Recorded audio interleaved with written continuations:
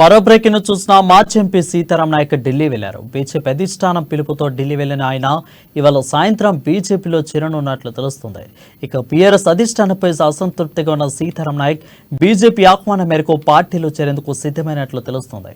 ఇక సీతారాం నాయక్ కు Mahabubabad MP ticket ఇస్తారని చర్చ జోరుగా సాగుతుంది.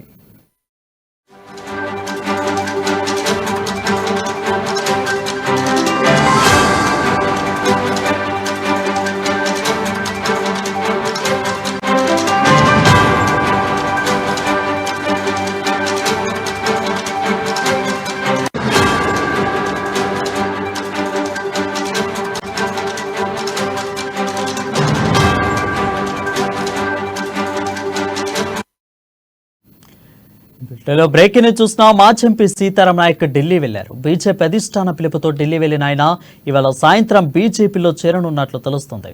అయితే బీఆర్ఎస్ అధిష్టానంపై అసంతృప్తిగా ఉన్న సీతారాం నాయక్ బీజేపీ ఆహ్వానం మేరకు పార్టీలు చేరేందుకు సిద్ధమైనట్లు తెలుస్తుంది.